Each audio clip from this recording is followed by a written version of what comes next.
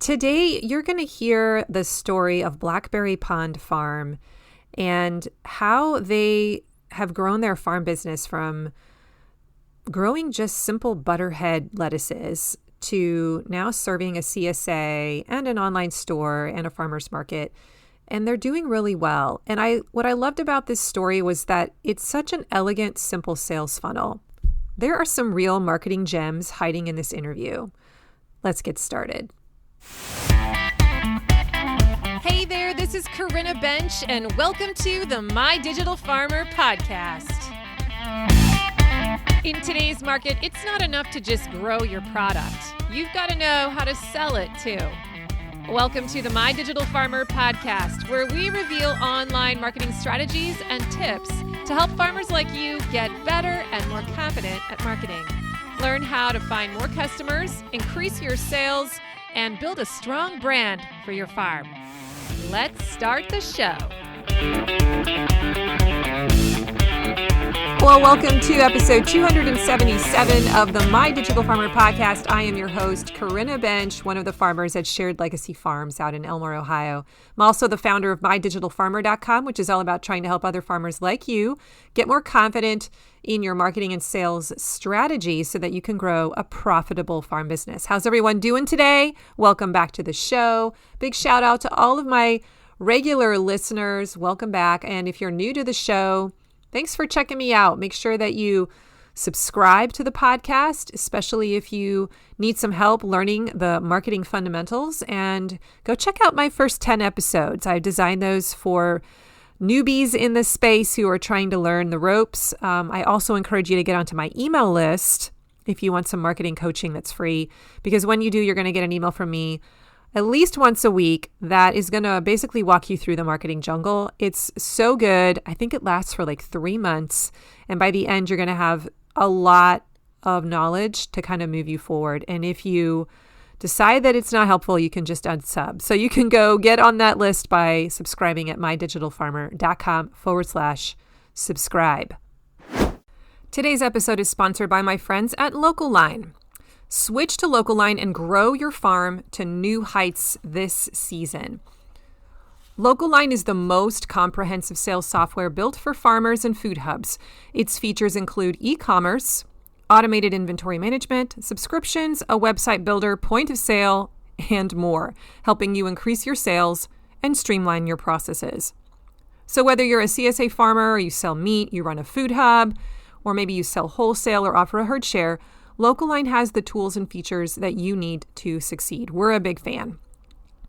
Are you looking to switch to a sales software that does it all? Subscriptions start as low as $49 a month with no setup fees or sales percentages. That's huge for me. Plus, if you join Local Line today, your onboarding manager will migrate your storefront at no cost, so you can be up and running in no time, even in the middle of the season. As a bonus, if you are a podcast listener, Local Line is also offering a free premium feature for 1 year with your subscription when you use my coupon code MDF2024. So go to mydigitalfarmer.com/local line and then enter the coupon code MDF2024. Make the switch today. And now back to the show. I'm going to jump right into reading my interview guest's bio today. I'm really excited to share this with you. I literally just finished recording the session with her, and now I'm kind of hopping into my podcast editor and I'm reading the bio and I'm doing my little intro blurb. And I just feel like this was so good. I never really know what's going to come out of the conversations that I have with my guests. I sort of know their backstory. I do some research on them. Sometimes I'm actually handed this guest as someone that I should look into because I'm told by people they're a really good farm. And every time I do a conversation with a farmer, I end up learning something, and I feel like that's my job as the host, is to pull out the gem or the story, the hidden nugget that's in that farmer's backstory. And you're definitely going to hear some really great ideas from today's episode. I hope that you listen to her story and you can kind of look at it through the lens of your own business. You're going to find some common moments that you've probably had within your own farm business. And there might be some things that are still to come for you that you can kind of use to help navigate your way. So I hope you enjoy these interviews with guests. If you know of a farmer, by the way, that would be great for the show, or you are that farmer, would you please reach out to me? These are some of my favorite episodes for my listeners. And so I'd love to kind of have a collection of farmers waiting in the wings that I can interview for future podcasts. So let's get right to it. Today's guest is Sue Miller, and Sue Miller is from Blackberry Pond Farm, which is a family farm located in West Tennessee. It specializes in growing fresh and delicious vegetables hydroponically. They're on production year-round. They offer a CSA box quarterly, and they are certified organic by On-Mark Organic certification with the USDA. Now, this farm started in 2015 in Sue Miller's kitchen windowsill, and she's going to share that story. It was a small hydroponic system to grow herbs and salad greens for her use in the kitchen. And she eventually expanded to the porch with 3-gallon buckets to grow cucumbers, lettuce, and eventually they built a greenhouse, followed by more greenhouses, and the rest is history. Currently, they run a quarterly 100-member CSA from January through November, so they do take a month off. And they sell at the Martin Farmers Market. They also do some wholesale to chefs. They run a roadside stand from their 7 greenhouses and 2 fields of crops on 36 acres in Martin, Tennessee. They're also really involved in community education about the impact of food on health. Now, the farm is truly a family affair. Doctors James and Sue Miller, who own and started the farm, are physicians. James is a full-time hospitalist at the local hospital. He designs and troubleshoots the hydroponic designs on the farm. But Sue is a full-time traveling ER physician, and she also does the marketing and social media and customer service for the farm. Much of the planting, transplanting, daily care, harvesting, and delivery is done by their son, Chris, and Junior, and daughter-in-law, Chelsea. So please join me as we welcome Sue Miller to the show. Well, Sue, welcome to the show. Well, thanks. This is such an honor. I've watched all your podcasts, and I'm really excited to be here. Well, I'm excited for you to share your story because I believe that every farm has some nugget that they can share within their story. So I'm going to help you uncover it today. Why don't you just start out first by giving us the context of your business? Tell us a little bit about your farm, how you got started, who you are in the business. So our farm is Blackberry Pond Farm, and we are in West Tennessee, in Martin, Tennessee. We've been there 10 years, but we've actually only been a CSA maybe like 5 years of that. So we are USDA certified organic and USDA certified GAP. We really got our start. I'm an emergency room doctor. Mm-hmm. My husband is a hospitalist. We moved to rural West Tennessee from a bigger city, where we were always gardeners. But I was used to shopping at Whole Foods or Sprouts or Fresh Market, as well as gardening. And I love salad. And when we moved to rural West Tennessee, I could not find lettuce that made me happy. So I said, well, I'm going to grow my own. And we started in arrow gardens in the kitchen windowsill. And that grew into a small tabletop greenhouse out on our deck out back.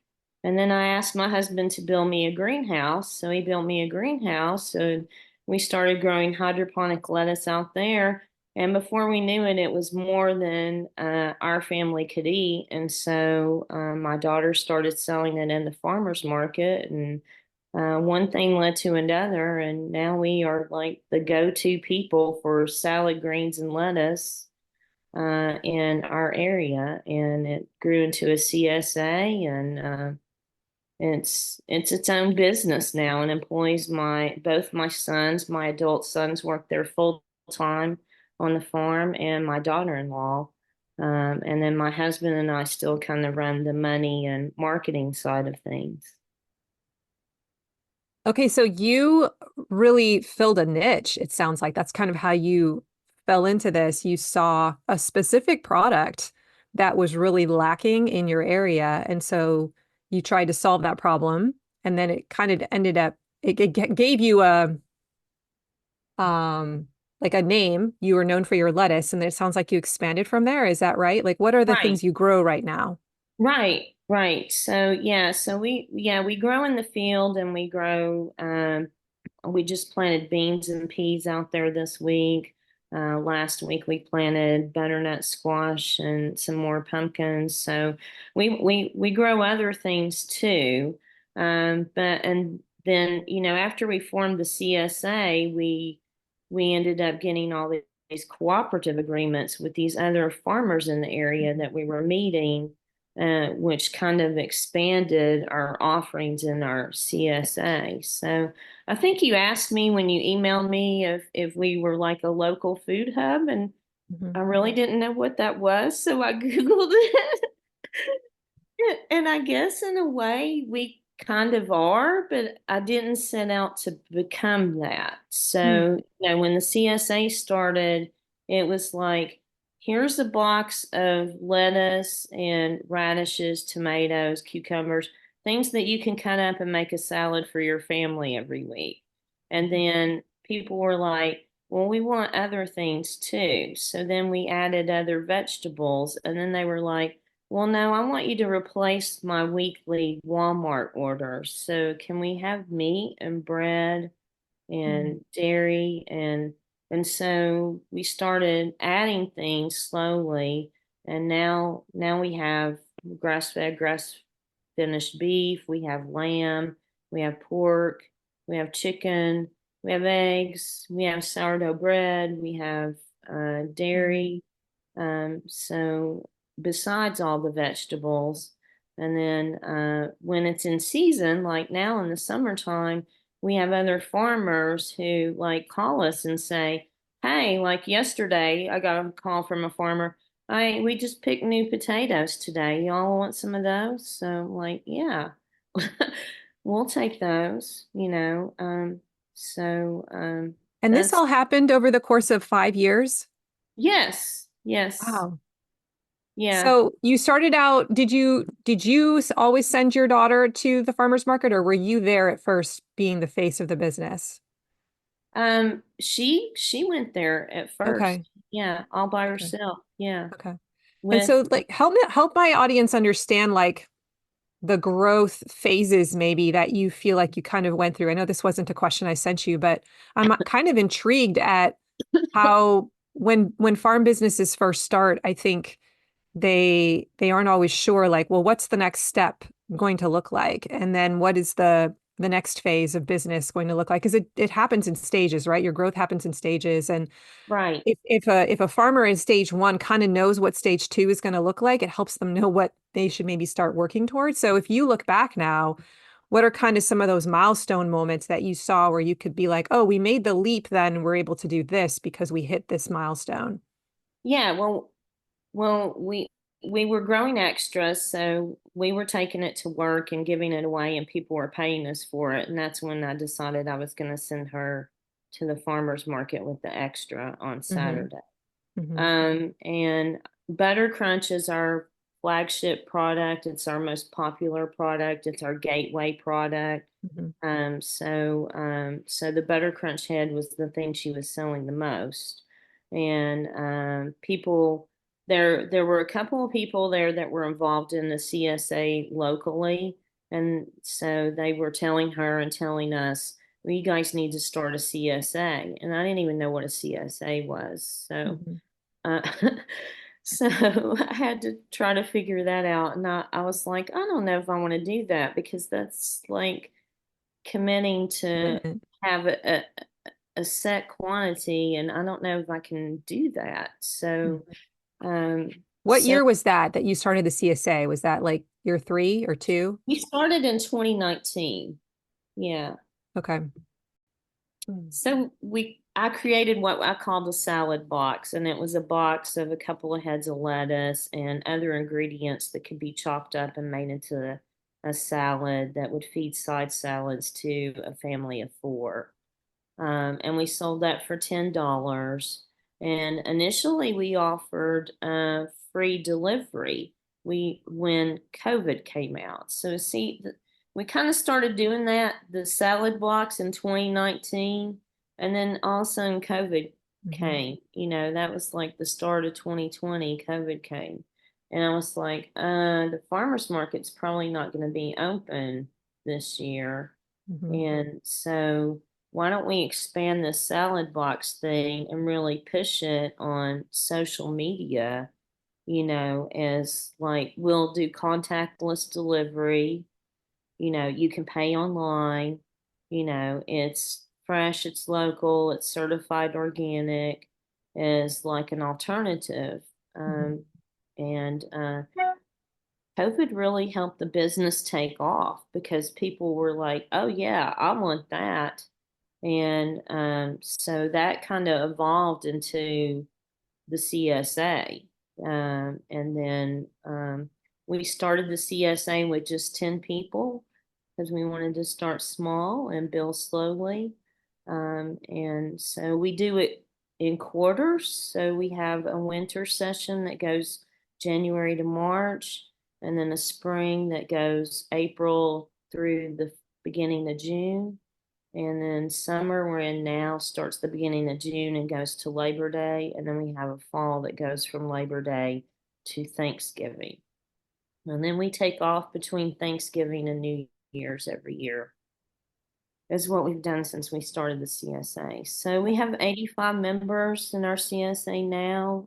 We're on track to go up to 100.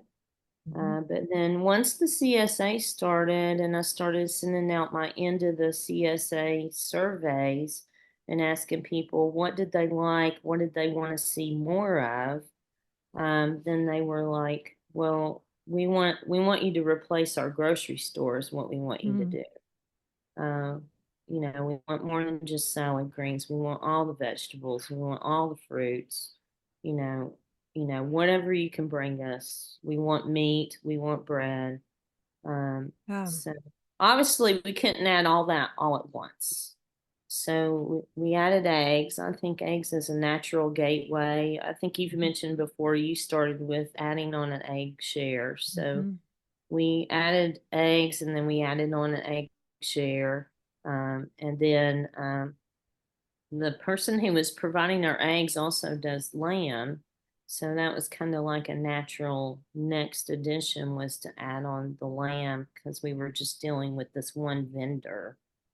Um, and then we just kind of grew from there. We Grew just from added on there. one product after another. It seemed like every session when we would go from winter to spring, we would add on another product. And then when we go from spring to summer, we'd add on another product. And Yeah. What are uh, your most popular, what are your most popular products? And then what are the ones that have the greatest profit margin? um, well, so the vendors up until now, you're going to say this is not a good business sense, but initially when I brought in my vendors, I wanted that because my customers were asking me for that, and they were like, "Well, what am I going to get out of this?"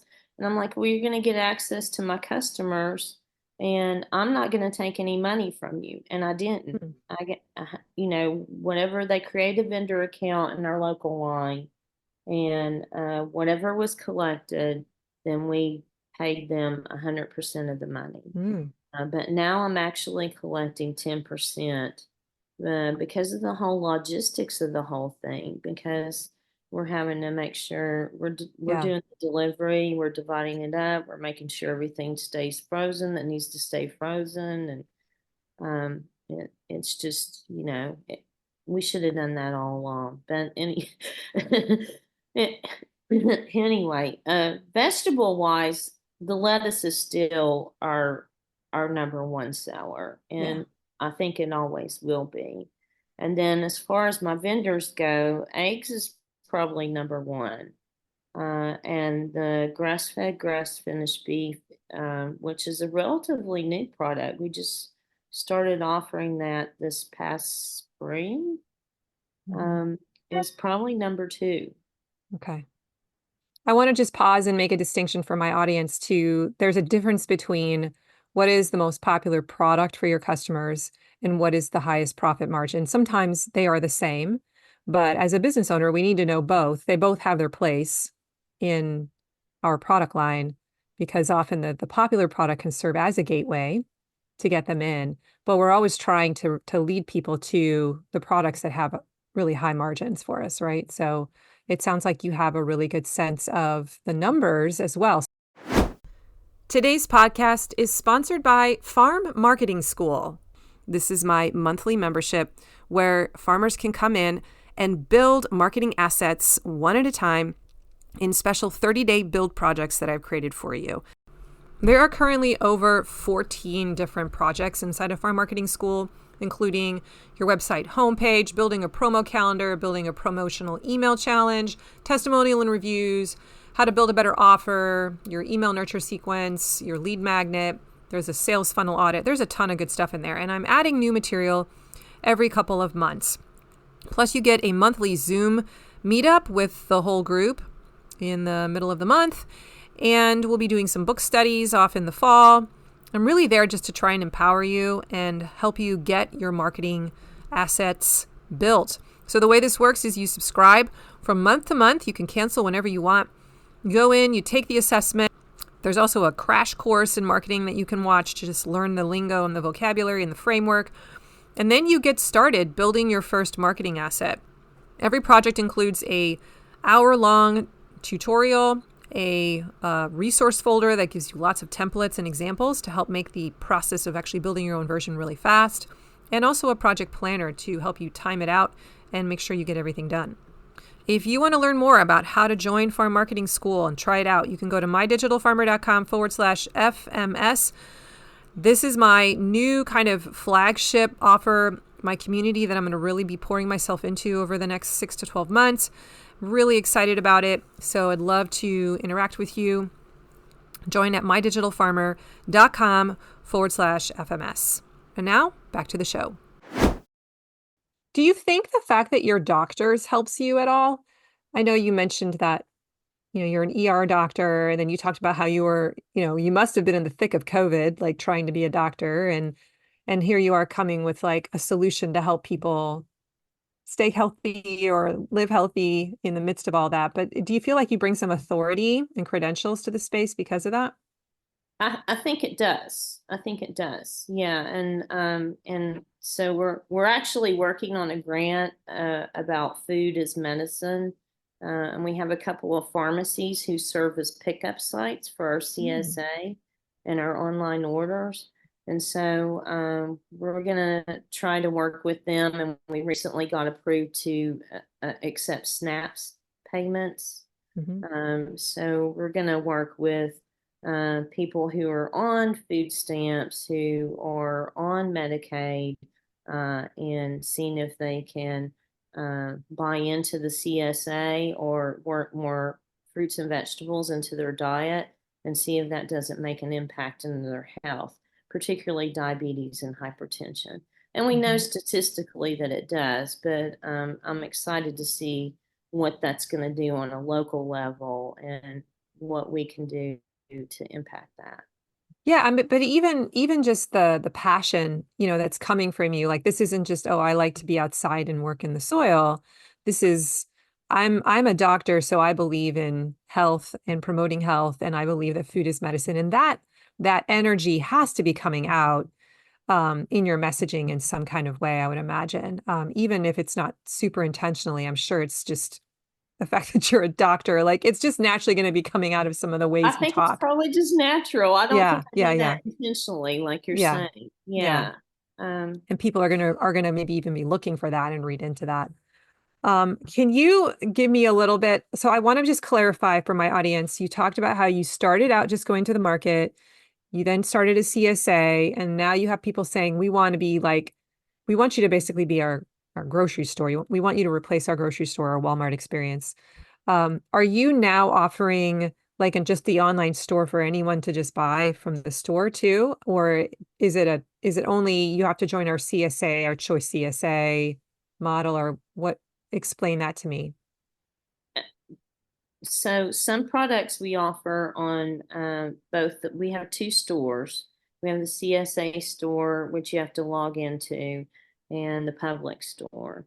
So Okay. some products are offered in both stores, and some products are only offered in the CSA store. Okay.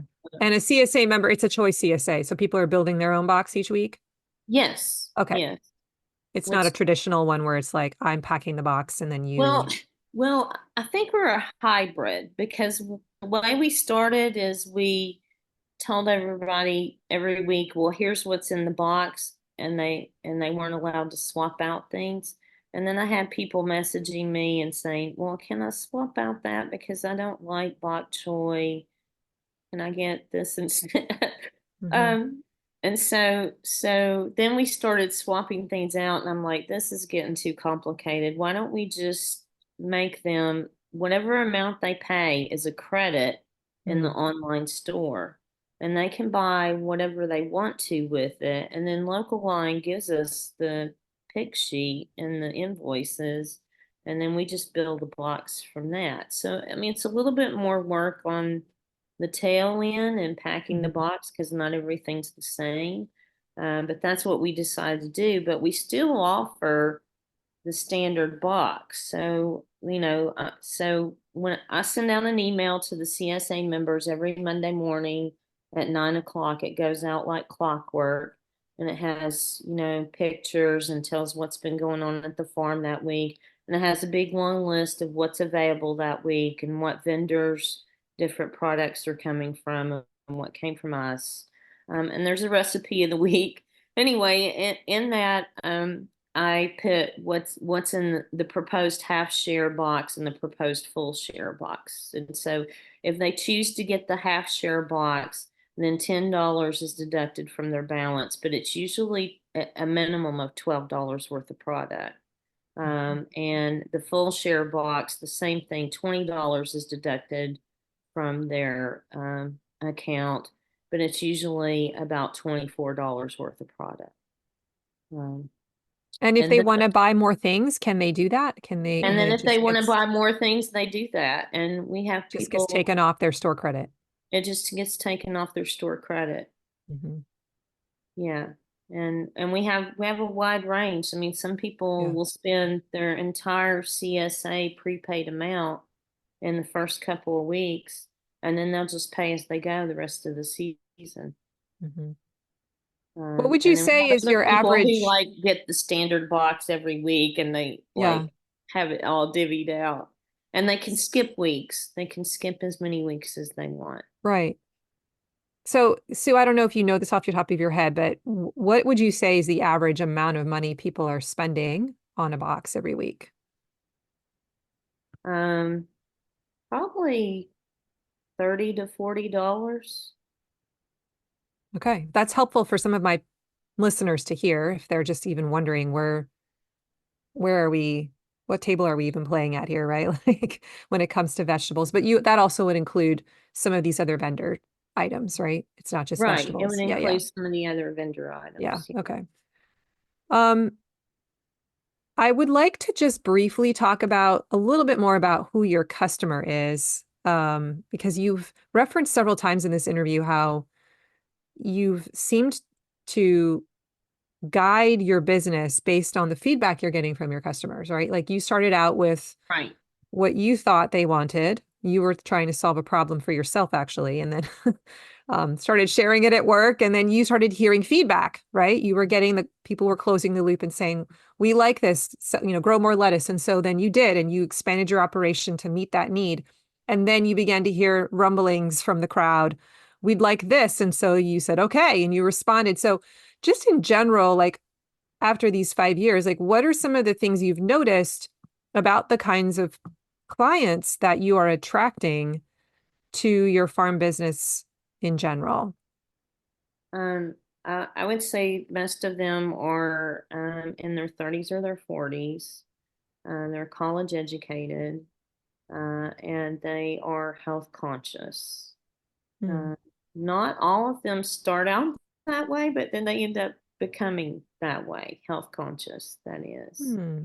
I've had members who came who didn't even know how to cook, and now they're ordering, fresh meat and fresh vegetables, and they're actually cooking them. So, Interesting. Why do you think that happens? Like how does that transformation happen? Are there other things happening along the way? Like, are you coaching them or well, is it just I give them a recipe every week, and we have our own, just like you do for your farm. We have a private CSA. okay, so you have a community where they can come together.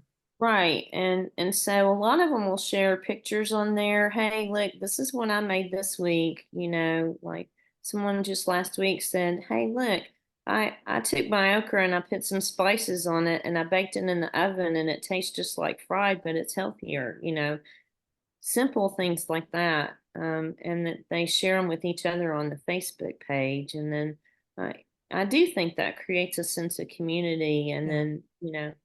then they meet each other at the farmers market or at the pickup sites, and they talk to each other. Hmm. So I think that impacts their behavior.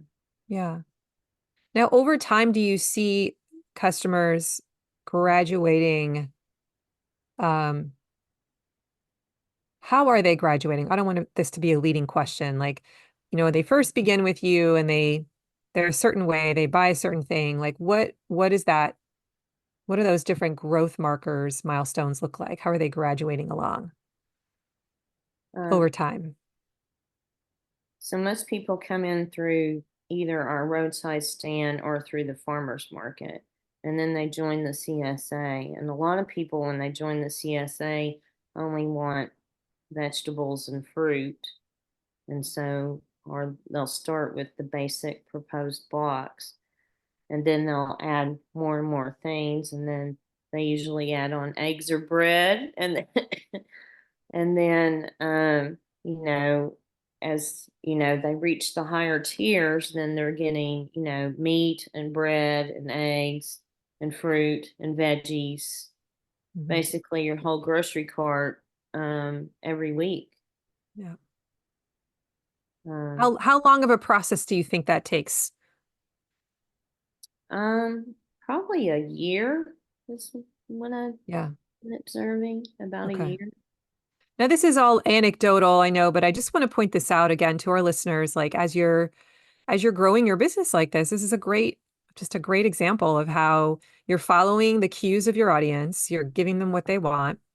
But the goal is over time to coach them along and turn them into a super buyer. And not all of them will turn into that, but in order to be able to do that, you have to create more products in your ascension ladder, which is what you have essentially done over time. You now have a product suite that doesn't just have one item, CSA share, or Right, a few vegetables, which don't have a high profit margin. You have other things in there so that it causes this person over time and to expect your customer to require time to become a super buyer, right? And you have to build these habits into them and they inch their way forward. Like, well, now I'm going to start adding eggs. And then a few months later, I'm a little more comfortable taking the next step. And now I'm going to do bread. And now I'm also I tried the lamb and I really like it, right? And now all of a sudden they're spending $50, $50 a week with you, whereas before it was right, 10, right? But that doesn't happen overnight. And so it's just this slow coaching of the conversion, right? Like just moving them along and continuing to make offers, put new things in the right, store. right. And Yeah. once they get to that, we have an annual CSA subscription too. So which is my largest product. Mm. It's That's the ultimate, like become a, that's the ultimate. Yeah. Mhm. Which is great. Every ascension ladder, every product suite should have a product like that. Yeah. Something that's your Yeah. ultimate, where are you taking people? Yeah, Yeah. so I have an annual, and to be an annual full share subscriber with delivery is like $1,100 for the year. Mhm. So that's not a cheap product. No, it's not. Yeah. That's Does that come with perks at all, or is it just the, something that's I, something special? well, I like to tell them they have VIP treatment. Mhm. So I love it. for example, I'll give you an example from yesterday. So I have an annual subscriber. She's been an annual subscriber for a couple of years. And she actually reached out to us last week and said, "Hey, I'm running out of money in the fall CSA is getting ready to start. So I just want to go ahead and prepay for my 2025 annual now. So I'll have more money in my pot." And I'm like, okay. So she went ahead and prepaid. And then she texted me yesterday and she said, "I really want some filet mignon this week, but there's not any in the online store. Can you do something?" And I said, "Well, let me see what I can do." So I text the beef vendor and I said, "Hey, I have this annual subscriber and she really wants filet mignon this week, but we don't have any in the online store, which means your inventory's out. Do you happen to have any of your, because they have their own inventory at their farm. So do you happen to have any, in your inventory there?" And so they text me back and they're like, "Yeah, we do." And I said, "Great. You think you can add that to local line and I'll put that in her box this week." So then I texted her and I said, "Hey, I got the filet mignon. No problem. It'll be in your box on Wednesday when it's delivered." So that kind of thing happened behind the scenes, and the Yeah. other CSA members don't even know that that even Yeah. happened. Yeah. Something that this is just making me think of an idea here off the cuff. Maybe I'll do an episode on this, but something for you to really like brainstorm here, because that's a great that I feel like that happened to you, or maybe I should say, I feel like that experience happened for you so that you could learn something from it. There is a lot of power in the status marker of being VIP. And I wonder what it would look like for you to start to make people aware that there even is such a thing as VIP status. And would that cause more people to rise to that level and want to be so that they can claim it? And it doesn't even Right. have to be something that costs you money. Although I feel like one example of if you even just tell people there's a VIP level, if you join the annual, you become VIP level. And maybe like twice a year, they get like a jam in their box that's for free, or like little small perks that don't cost you money, or first dibs on something that runs out, right? They Um, do get free things. So the annual yeah, subscribers, like when something comes out the first time it comes out, like cherry tomatoes are really popular. Everybody loves our cherry tomatoes. But the first time we pick them, there's not enough for everybody. yeah, But there's exactly. usually there's usually enough for the annuals. Mhm. So we'll pick them and we'll put them in the annuals box and we won't even talk about it in the newsletter. We won't even put them in the online store, and we'll just put a little handwritten note in the annuals box that says, Mhm. "Enjoy the cherry tomatoes the first of the season and thank you for being an annual subscriber." Just Yeah. something simple. Yeah. Um, Or even just to add the word, thanks for being a VIP annual subscriber. Just stick that word VIP because I think that that helps them like label themselves a certain way. And what I think yeah, is that's a good probably idea. I think what may happen is that when somebody suddenly realizes that they have the label of VIP, they don't want to lose it. And especially when they get these occasional reminders of perks because you are a VIP, you're getting this. Then when it's time to renew, there's going to be like this, well, I really like that. I don't want to lose that status. And it makes it easier for them to say yes again and again.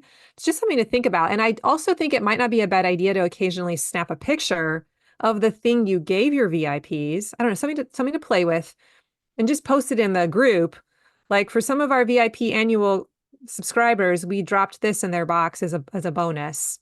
Just so that like the other people now know, wait, there's something that I'm missing out on because I'm not at that level. Like there's a VIP level. What does that mean? Right. It just suddenly makes people want to rise to the next level. It's just something to play with. I've been doing that a lot this year. I started using that and um, I've noticed that people are asking like, how do you become a VIP customer? I've been getting that question from people. So it's just interesting. Anyway, that's my I little like that. Thank you. That's a great yeah, suggestion. Thank little you. side thing there.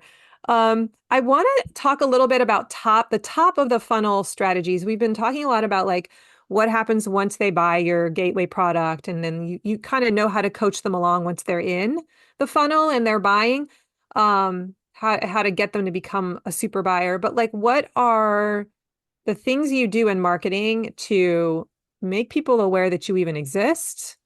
to get them onto your email list? Like, what are some of those marketing strategies you're using? So we get email addresses at the farmers market, and then we use our growing calendar as a lead magnet. Awesome. So we have it divided up by the seasons and all the products that we grow in, us personally, and what season we're growing in them, and we offer that as a PDF lead magnet if they give us their email address.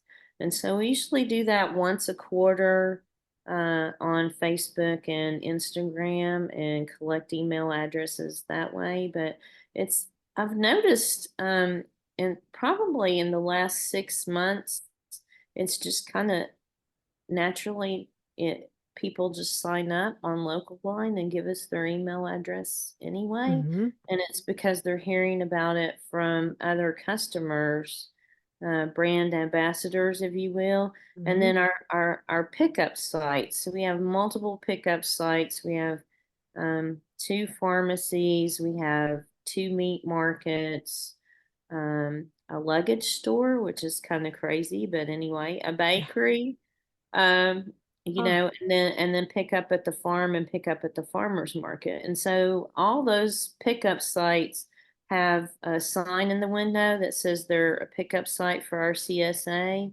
So people come in and ask about it. They have our business cards, they have flyers for our CSA. And Mm. those pickup site people get a free box every week. And Oh, so they'll, for being a pickup site. And yeah. so they'll text me and they'll say, "Hey, so and so came in the store today, and I think they're going to sign up for the CSA, and I gave them a flyer, and here's their name, and be looking out for them." So then we Mm. kind of know when they sign up to Yeah. look for them. Well, So, and then those people are much more bought in because they're actually getting the product too, so they can be right, a testimonial even and say, "Oh, I love it." And now right, as the owner of the business, they're, the customer is hearing the owner of the business say, "I love it," and that's credibility. So right, I also think it's brilliant with maybe the exception of the luggage store, but like all of those other sites are businesses where your ideal client would go. Like it's right, a bakery, like that's where a food person would go. A pharmacy, that's where someone who's health conscious or dealing with health issues would frequent, right, right? So it would make sense that um you would find more of your customers hanging out there. So that's where your traffic lives. It's really smart. right. Awesome. Okay, so so that was your top of funnel strategy. I want to talk a little bit here about the vendors that have slowly become a part of your product offerings and your team. Um, how did you find these vendors? Did you actively go and look for them, or did some of them come to you because they had a product and they kind of knew you were this sort of like a hub and they wanted to just pitch this to you? How did that work? I personally invited all of them. Hmm. Really? That's great. That's the best I, position. But tell me well, why you did that. well, because I know my customer and I know what my customer expects. I know the quality of product that they want. Um, so, so I looked for vendors that had that like-mindedness, Mm, um, to us and to my customer. And that's what I went for. So, mm. um, What does a conversation look like? They like are these people you already had a relationship with because you saw them at the markets, or some did of you warm them some up? Like, yeah. some of them were. Our first vendor was actually one of my customers. Oh. So provide us with eggs and lamb, and they were subscribers to the CSA, and we were also buying land from them. Mm-hmm. We would buy a whole lamb and put it in the freezer. So we would have lamb all year.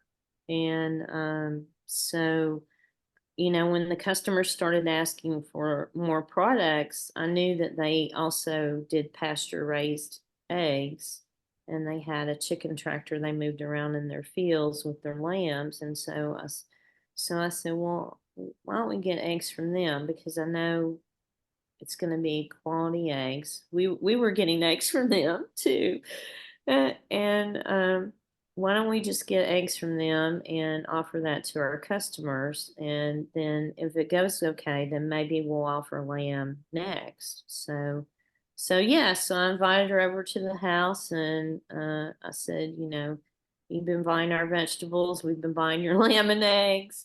I really think this, offering your eggs and maybe eventually your lamb would be beneficial to my customers. I think my Mm-hmm. customers would like that, because they're asking for more products. Can we see what we can do? And so, yeah, she talked to her husband and said, sure, why not? And so they've been our vendor for the longest period of time. But I and asked this question a little bit logistically because I teach a course called CSA Quick Start, to help people learn how to start CSAs from scratch. And one of the follow-up questions that usually comes out of this is, well, talk to me about these add-on shares, right? Or these additional vendors, and how there's a lot of confusion about how do you set up that? Is it a contract?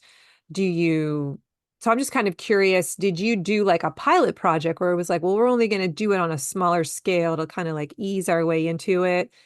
Or do you just say, whatever we can sell, you guys have to figure out how to produce that much? yeah, Did you write it all down? she told me what the minimum number of dozens of eggs she could provide every week, and we just Hmm. basically put those in the online store and Hmm. just sold eggs by the dozen to start. Hmm. And then after a season or two, she said, "Well, I think I can provide this minimum, allowing for changes in the weather, heat, Yeah. cold, light, all that Yeah. affects egg laying." And she said, "I think I can provide this minimum." And so then I said, "Well, why don't we do that as an egg share, and we'll offer it as a discount over buying the eggs every week." Hmm. And so that's what we did, and that's how the egg share came to Was be. born. So you kind of wiggled your way in. Yeah. Yeah, and Which I think is instructional, like I'm just trying to coach people listening. Like you don't always have to go like all in. You can kind of feel your way in to a commitment right. until you're confident. Yes, I can produce this. We scale to the level that we can confidently do this from season to season. You don't always know that when you first get started. And so it's very common to just sort of ease your way or wiggle your way into these Yeah. arrangements. And You then test them. the sourdough baker, she is at the farmers market with us. So her booth is set up next to us at the farmers market. And so Um, she contacted me one day and wanted to know if I had a Vitamix, because she wanted to mix up some vanilla bean paste. And I do have a Vitamix. So she came over to the house to use my Vitamix and make vanilla bean paste. And we got to talking, and I was like, how would you like to sell your bread in the CSA? And she said, I would love that. So she started selling her bread in the CSA, and again, it was probably after only one season. She said, I think I could probably do a sourdough share and a sweetbread share, which kind of alternates between Mhm. like a blueberry crumb, a zucchini bread, and a banana bread. And so then we offered those shares, and now we have those shares. So the meat we're still selling piece by piece. I haven't quite figured Mhm. out how to do a meat share, but Mhm. I think that's coming. Yeah. Yeah. I think You that's don't have to know how to do it all exactly when you first start, right? You kind of just dive in and you figure it out. You right. listen to the market. Yeah. Yeah. So you are using, I don't think I actually knew this. You're using local line. Right. Um, And so it sounded like you said you have two stores. So that means you have two price lists that you pay for? Right, we have two price lists. Yeah, the Okay. public list and the CSA list. Okay. And is one of them, so you're not using a subscriptions element in local line? If this, We are. okay. That's so So you have subscriptions in local one line, in one of the price lists. You're using local subscriptions. lines kind of made this whole complicated because yeah, they put in the subscriptions thing, and we had a meeting with them because at first we thought, well, maybe we could use that as the CSA, but it really doesn't fit the Mhm. way we're doing our CSA, where they actually have Store money credit. Hmm. in store credit. So, um, but we have customers who actually buy from us at the farmers market and from our roadside stand who actually wanted to subscribe to eggs. That's what they wanted to subscribe to, but they aren't CSA members yet. I'm still Mm, working on developing that relationship, got and it. Yeah. calling them in. So we said, well, we have, if you sign up for our online store, what we can do is we can subscribe to those eggs, and then you'll get the eggs added to your cart every week. And unless you don't want to, that's the way the subscription service works on local lines. So that Hmm. they can like skip it and then they pay for it every week as they go. Hmm. Uh, so we have a few people have done that specifically for eggs. Um, so which, Got it. we're a lettuce farmer, so but Yeah. it's okay. Yeah. It's Yeah. a gateway to get into Yeah. the now I'm Exactly. this is someone who is buying from my roadside stand, and this is unmanned, and now I have his email address, I have his phone number, and he's getting eggs from me every week, and Hmm. and so he's like, well, can I add some peaches onto that? Can I add a watermelon? Yeah. And Uh, so it begins. Yes. Yeah, I mean, that's the funnel right there. He's falling into the funnel. And it takes some customers time, right? And not everybody does, but you have the system built so that it's easy, far easier to happen to someone. right. Yeah. Have you always been using e-commerce or were you doing things differently before? So before Local Line, we had a WooCommerce site, and it was a lot of admin on our side because Yeah, um, if you're familiar with that, so we I were did. having, That's what I had. Hmm. so we were doing all that on the WooCommerce site. It was a lot of Yeah. work. Have So you, what is it about the new system that you appreciate? Is there something that has become easier in general? Does the subscription pay for itself to Local Line? So I get that question a lot and I'm not trying to necessarily pitch Local Line here. I feel like there's resistance from farmers who follow me where they're like, I don't want to spend money on any e-commerce platform. Um, and I just kind of wonder what your experience has been. Does it what actually make things better and easier? Do you find that you make more revenue because you make that investment? it took a lot of hours away from doing the admin side of operating the store, then we were free to do other things, whether it be on the farm or just be with our family or just be free. Hmm. So, I mean, time is money. So, it's really freed up a lot of time. So, um, and they're constantly like the subscription feature. That's brand new. They're constantly adding things on, Hmm. which are making it better. Um, you know, and even the amount of vendors. I think when we first started, we can only add on one vendor, and we had a meeting with them and said, "Hey, we want to add more than one vendor," and so they created this whole division where I think we Yeah. can add on up to seven vendors, and eventually, I think we're going to get more than seven vendors, and I'm hopeful that they will let me add more than seven vendors. They'll Yeah. charge me more money for it, but it'll be all right. because it Right. simplifies life. Yeah, exactly. Um, what would you say have been some of the big marketing lessons that you've learned over the last 5 years? You said that you've listened to the podcast, but it sounds like you've practiced a lot of these principles in your business. You've seen some of them work. And I know that if you're like me, as you try things out, some of them work, some of them don't. But along the way, there are these breakthrough moments where you're like, oh, this was huge. Like, why didn't I trust this earlier? Or why didn't I know this earlier? What are some of those moments that come to mind? Again, taking on the role here of like the wise woman, like you've learned a few things along this journey. And what would be some of those things that you would share with someone who's still kind of near the beginning? Well, it's been said over and over and over, but I cannot emphasize enough collecting email addresses from the very start. So we didn't collect email addresses from the very start. We did not start emailing our customers from the very start. We leaned more on social media and Facebook and word of mouth and being in the farmers market. And I think if we had collected more email addresses earlier on, our growth would have been faster. Mm, Um, early on. So now we're putting more emphasis on that. I really see a lot of return from emailing.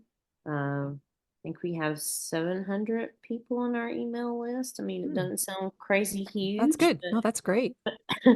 but when I email them, hey, we got a new product, or we're gonna be at the farmers market and have this, then we see people buy from that.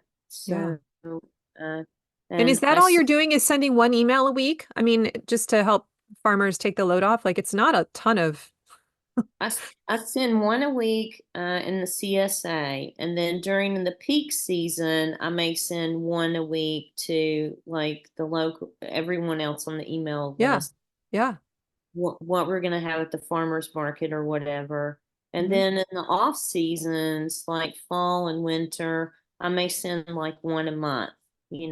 Right. And a lot of times, if we'll do like a special promotion, like we did a Mother's Day box where we went together with some of our vendors and we had a meat, a bread, and veggies all in one package for a discount. Then I sent an email about special promotions like that. Hmm. And then, of course, we sign up for the CSA every quarter. So as we sign up for the CSA, I'll be like, hey, signups are going on for the CSA right now. If you've always wanted to get in or wondered what it was all about, now's the time. Yeah. Here's the link to sign up, Yeah. and email me with your questions. So I hear it said over and over on your podcast, but I can't emphasize it enough. Collecting emails, collecting emails, collecting emails. There's really nothing more important than that. Yeah. So, and then, after that, just this past year, I had an aha moment. I went to a conference here in Tennessee, the Pick Tennessee conference, and I emphasized going to the marketing talks in that conference. And one of the speakers there was talking about social media, Facebook and Instagram. And he's like, you have to get into a pattern of posting. And I really hadn't gotten to a pattern of posting. So I've tried to be more habitual about that this year, and I really think it's made a difference. And he even suggested, like, having special days of the week. So our special day that I've been consistent with, the most consistent with, is Monday, Meet Your Farmer Monday. So every Monday, I post a member of our team that's on our family, a picture of them, say, here they are, tell a little bit about them and what they do on the farm.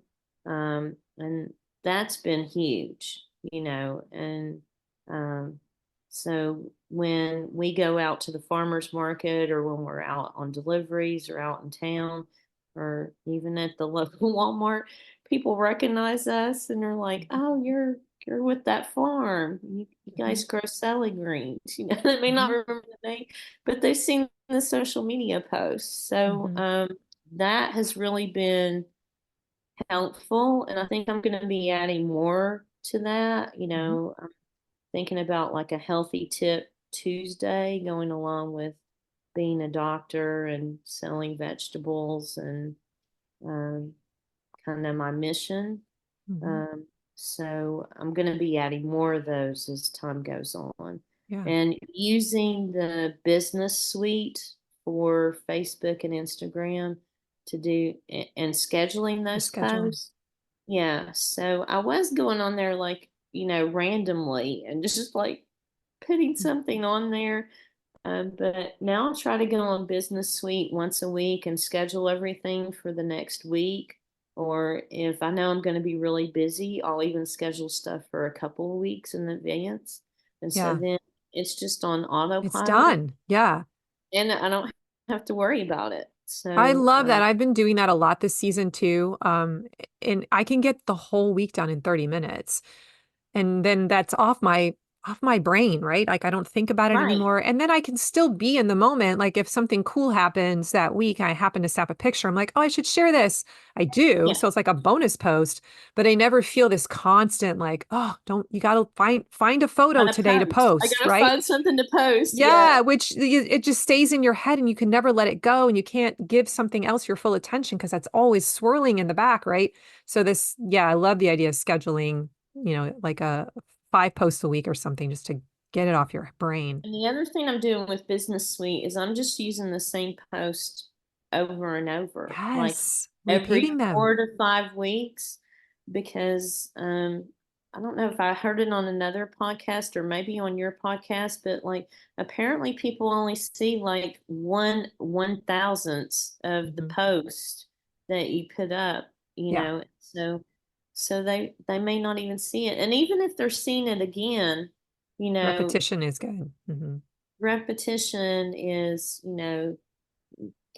draws them in. Right, So, right. n- Are there any other big breakthroughs or like things you wish you could put in front of new farmers and say, hey, I wish I'd learned this earlier, or take it from me, learn this now. um, well, the other things we do is we do flyers on Canva, and we have a QR code that goes to our online store. So that's been pretty helpful as we hand those out at the farmers market. We actually put a stack of those on our roadside stand that's unmanned and Mm. have people take those and sign up for the CSA right there from the roadside stand. Mm. So I think having some kind of flyer, the same kind of thing on our business card, we always have a QR code that we try to funnel people into the store. So we have a QR code even on our business card that goes right to the online store. We do refrigerator magnets, again, with a QR code that goes right to the online store. Mm. So, if you're in your refrigerator and you see you're out of lettuce, or then, oh yeah, well, I'll just scan this and I'll order more. I love that. Those are all really great tips. And I told you when we were getting ready to record, I said, we're going to find the nugget in this story. Like every farm has something that they're doing. And what I'm gleaning from this conversation is like, you have a really elegant funnel. I mean, your strategy is sound. You kind of have figured out over the years, like, how to lure people in, right? How to make people aware that you exist. You sort of have these people helping you. Your own customers are kind of your voice now, but you have a few places that your traffic lives and you're doing those consistently, whether it's the flyer, whether it's social media, and you have a way of getting them on your list. You also know the best way to get them to buy for the first time. And you're not necessarily after the money on that first transaction. You just want them to spend something, right? And get on your Right. list. And then Right. you trust your community and your system you have more offers that you can put in front of them. And you trust that system to slowly work on them and build their habits, their buying habits until they graduate and become more and more of a buyer, right? Trusting that they require time to turn into that too. So Right. this is not complex. It's not a complicated funnel. It's very simple, but it's elegant. And you have just a few places that you have to push the flywheel and it keeps working. And it sounds like you still have like places to grow and become something. So that's kind of my last question is like, what are you most excited about next? Where do you see your business going? What do you want to work on next? Um, well, I'm excited about seeing about doing some meat CSA shares and adding that on and what that's going to look like with what we're doing right now. And I'm also excited that, about seeing what we can do to meet the underserved community and the poor in our community, and how we can affect their lifestyle and for, you know, to make an impact on their health by eating more fresh fruits and vegetables and more locally sourced ingredients. Hmm. Uh, so I'm excited to see what we can do in that area. I have zero doubt that you are going to figure that out too, especially because that is where your heart passion is as a doctor, right? Like you care about people's health and Right. um, the un- our underserved communities are the ones that really where there's a huge opportunity to help them there. So I have a feeling you're going to carve the way, be a trailblazer. So maybe we'll come back in a few years and see how you've gotten there. You can share some of your wisdom with us. Thank you so much for this interview. I've really You're enjoyed welcome. meeting you. Thanks for having me. And I know you just got off of an overnight late shift, morning shift, early morning shift in the ER. So I'm grateful that you took this time with us. Where can people go to learn more about your farm if they want to see what you do? So our website is blackberrypondfarm.com. And we have Facebook and Instagram, Blackberry Pond Farm on Facebook and Instagram. And our store is blackberrypondfarm.com/store. If you want to check out our local line store and see all the vendors and products we have there. Thank you again for joining us. It was wonderful having you on the show. Well, I hope you enjoyed my interview with Sue. And every single time I do one of these, there's a little nugget of wisdom that comes out. I'm wondering, what was it for you today that really spoke to you? And how can you take action on what she shared? Today's show notes can be found at mydigitalfarmer.com/277. If you liked today's episode, please go leave me a rating or a review on Apple Podcasts. That helps more and more people find out about the show. If you want to get onto my email list to get better at your farm marketing, it's free. Just go to mydigitalfarmer.com/subscribe. You will not regret it. And don't forget, I'm also now on Instagram at mydigitalfarmer. I like to show up there a few times a week in stories for some more marketing tips. If you know somebody who would be a great guest on the show, I am actively recruiting people to come and be interviewed. So please reach out to me at mydigitalfarmers@gmail.com and we can see if we're a match. Hey, thanks for joining me this week, you guys. I believe in you. I'll talk to you next time.